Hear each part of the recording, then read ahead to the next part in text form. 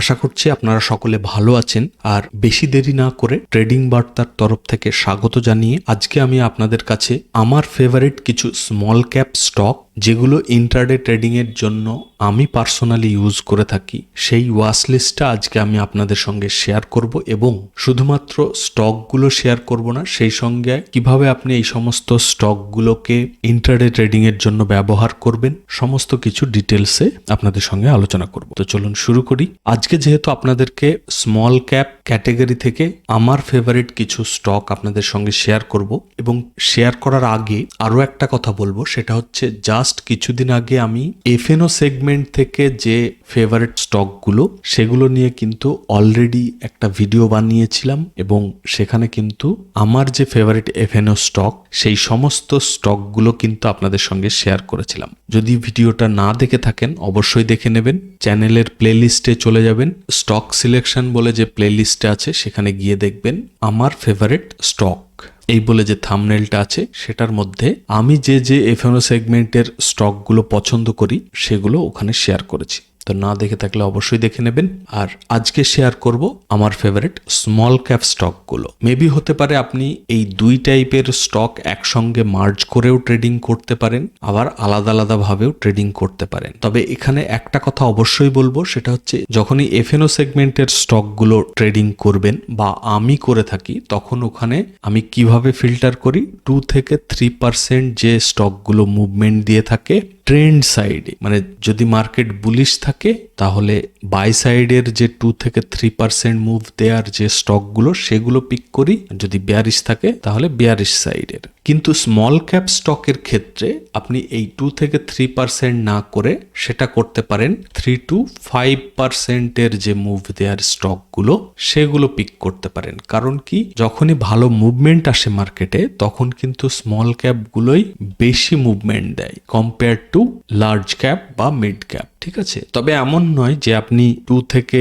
3% এখানে বাছাই করতে পারবেন না, সেটাও করতে পারেন। বাট নর্মালি দেখা যায় যে আপনার এন্ট্রি করার আগে অলরেডি 2-3% মুভমেন্ট দিয়ে দেন রিট্রেসমেন্ট নেয়। আর আমি সব থেকে বেশি যে স্ট্র্যাটেজিটা পছন্দ করি সেটা হচ্ছে স্টকে মুভমেন্ট দিল, রিট্রেসমেন্ট নিল, যখন এই প্রিভিয়াস হাইটা ব্রেক করে উপরে ক্যান্ডেল ক্লোজ করবে তখন আমি এন্ট্রি করা পছন্দ করি। তো এই যে মুভমেন্টটা এটা স্মল ক্যাপে অলরেডি 2-3% ইজিলি দিয়ে দেয়। তো সেই কারণে একটু পার্সেন্টেজটা বেশি হলেও এই স্মল ক্যাপের ক্ষেত্রে অসুবিধা নেই। কিন্তু এফএনও সেগমেন্টের ক্ষেত্রে অনেক সময় দেখা যায় যে সমস্ত স্টকগুলি অলরেডি ধরুন 5% মুভ দিয়ে দিয়েছে সেগুলো কিন্তু ফার্দার মুভমেন্ট দেওয়ার চান্সটা অনেক কমে যায়, কিন্তু স্মল ক্যাপ হলে সেই ভয়টা আর থাকে না। মোটামুটি 7-8% ইজিলি কিন্তু এই স্মল ক্যাপ স্টক দিয়ে দেয়। কি কি স্মল ক্যাপ স্টক আমি আমার ওয়াচ লিস্টে রেখেছি সেটা আপনাদের সঙ্গে শেয়ার করি। তো দেখতেই পাচ্ছেন আমার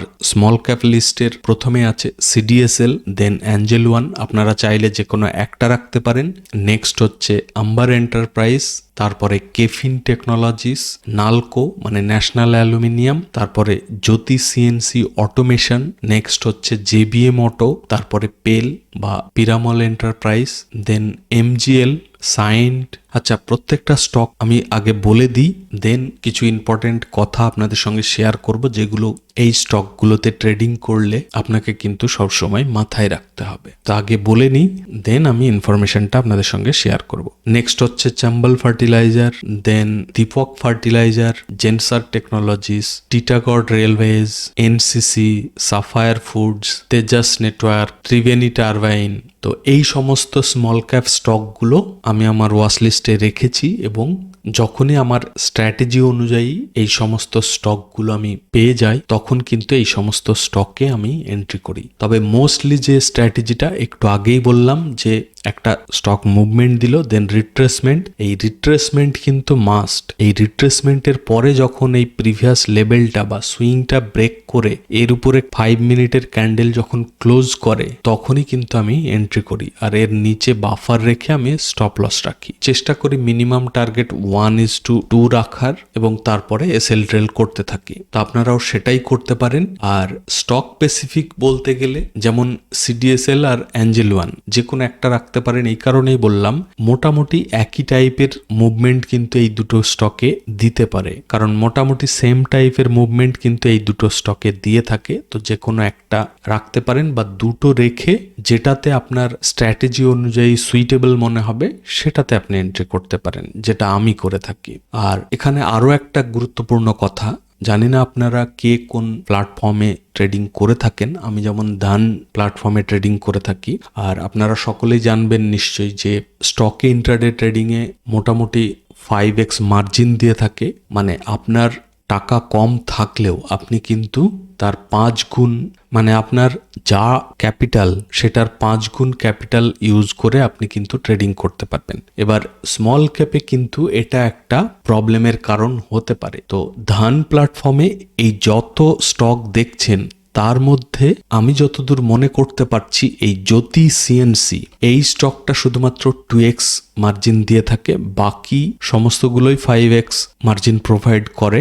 শুধুমাত্র জ্যোতি সিএনসি অটোমেশনটা 2x মার্জিন দিয়ে থাকে। তবে এটা ব্রোকার টু ব্রোকার ভ্যারি করতে পারে।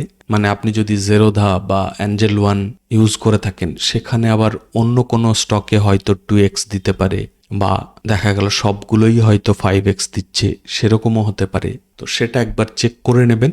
আর সব থেকে যেটা গুরুত্বপূর্ণ কথা সেটা হচ্ছে আপনি যখনই এন্ট্রি করবেন বা আপনার স্ট্র্যাটেজি অনুযায়ী এই সমস্ত স্টকের মধ্যে থেকে ফিট হবে বা যে কোনো স্টকেই হোক, আপনাকে কিন্তু তার আগে ট্রেন্ড ডিসাইড করতে হবে। তো সবার প্রথমে আপনাকে ডিসাইড করতে হবে ট্রেন্ড, মানে আপসাইড নাকি ডাউন সাইড, কোন দিকে ওভারঅল মার্কেটের মুভমেন্ট দিতে পারে বা সেন্টিমেন্ট কি সেটা আপনাকে ফার্স্টেই ডিসাইড করে নিতে হবে। সেকেন্ড, আপনাকে কিন্তু সেক্টর ডিসাইড করতে হবে যে কোন সেক্টরে আজকে ভালো মুভমেন্ট দিতে পারে বা দিচ্ছে, বা কোন সেক্টরের কি ট্রেন্ড চলছে সেটা আপনাকে ডিসাইড করে সেই সেক্টর অনুযায়ী আপনি স্টক পিক করতে পারেন। এবং সেই সেক্টরের মধ্যে থেকে যে স্টকটা আপনার স্ট্র্যাটেজি অনুযায়ী ম্যাচ করবে সেটাতে আপনি এন্ট্রি করতে পারেন। তো এই ট্রেন্ড এবং সেক্টর, থার্ডে আপনার আসবে স্ট্র্যাটেজি। ঠিক আছে, তো এই তিনটে জিনিস আপনাকে কিন্তু মাথায় রেখে দেন স্টক পিক করতে হবে। আচ্ছা, এখানে আরো একটা কথা শেয়ার করব। স্মল ক্যাপে প্রচুর স্টক আছে, তাহলে আমি এগুলোই কেন চুজ করলাম? বলতে পারেন এগুলোতে আমি ট্রেড করে করে অনেকটা ইউজ টু হয়ে গেছি, বা কোনটা কিরকম মুভমেন্ট দিতে পারে সেটা সম্পর্কে বেশ কিছুটা ধারণা তৈরি হয়েছে।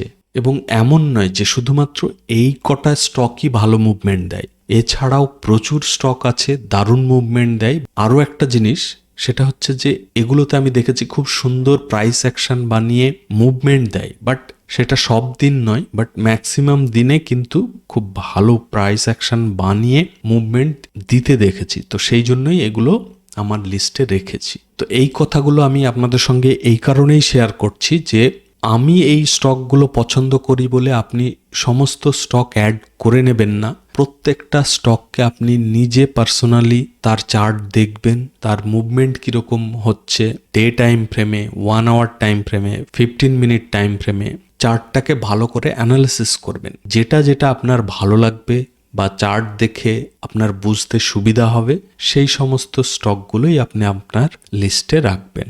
আর প্লিজ ভিডিওটাকে লাইক করবেন। চ্যানেল যদি এখনও সাবস্ক্রাইব করে না থাকেন অবশ্যই সাবস্ক্রাইব করে নেবেন।